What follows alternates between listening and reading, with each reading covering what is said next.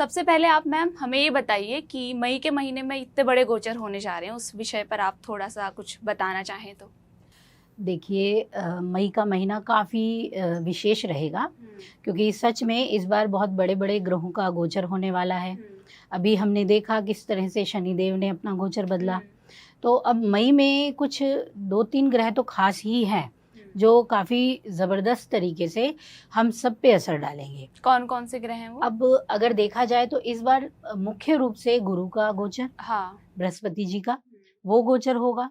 दूसरा गोचर हमें दिखने को मिलेगा राहु और केतु का।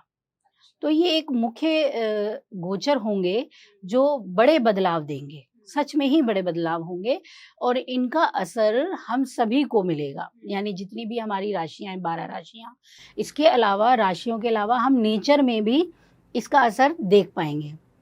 वहीं अगर हम भारत की स्थिति की बात करें, तो भारत की कुंडली की बात करें, तो उसमें भी राहु केतु का प्रभाव और गुरु का प्रभाव काफ़ी बड़े चेंजेस जरूर देगा और सत्ता पक्ष के भी ये चेंजेस होंगे और प्रजा के भी चेंजेस सामने रहेंगे।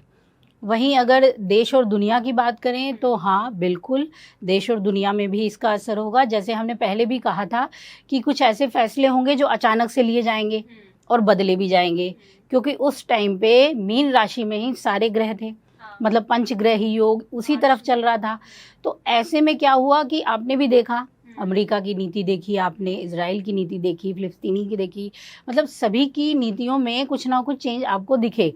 वहाँ पे ही लोग विद्रोह भी कर रहे हैं, अपने ही फैसलों को लेके लोगों का विद्रोह हो रहा है और साथ ही जो सत्ता पक्ष में बैठे हुए लोग हैं वो फैसले तो ले रहे हैं लेकिन उसमें चेंज भी ला रहे हैं। तो यानी कि जो पहले का गोचर था उसने बड़े बदलाव दिखाए, आपको आने वाले संकेत दिए। तो अब जो होगा वही संकेत अब आगे बढ़ेंगे। तो अब क्या होगा, अभी भी इस तरह की एक अव्यवस्था जिसे कहते हैं स्थिति अभी भी शांति वाली तो नहीं है, बिल्कुल नहीं कही जाएगी।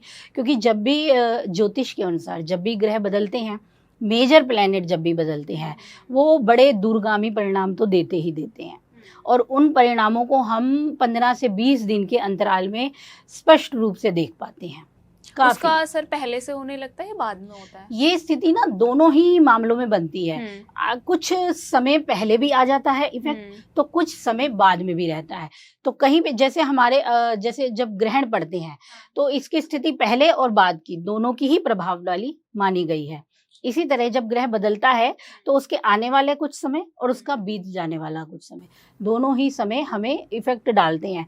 क्योंकि देखो, घटना होगी वो ये हो तो गई, लेकिन असर तो बाद में भी रहेगा। तो चीज़ें पहले और बाद में दोनों ही तरफ से हमें प्रभावित करने वाली हैं। अब अगर हम गुरु की बात करें तो गुरु बदलेंगे और वो जाएंगे हमारे मिथुन राशि में, ठीक है। सूर्य बदलेंगे, वो भी जाएंगे अपनी मेष से हटकर वृष राशि में। अभी राहु केतु बदलेंगे तो मीन से हट जाएंगे और चले जाएंगे हमारे कुंभ में, और केतु महाराज जी आ जाएंगे हमारे सिंह राशि में, ठीक है।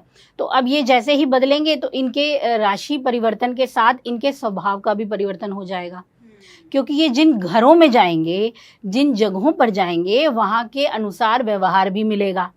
कोई ग्रह जब किसी राशि में जाता है तो ये देखा जाता है कि वो उसके लिए शुभ जगह है या उसके लिए थोड़ा बेचैनी वाली जगह है।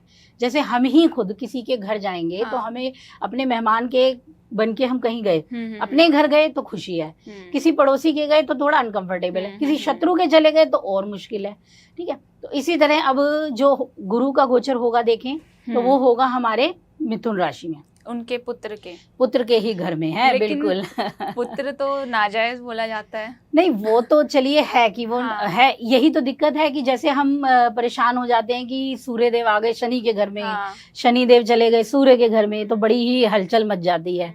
तो कुछ हलचलें यहाँ पे भी हैं। और गुरु महाराज की भी अब ये स्थिति आ गई है कि जा तो अपने पुत्र के घर रहे हैं, लेकिन हाँ, वो उनकी संतान तो नहीं है।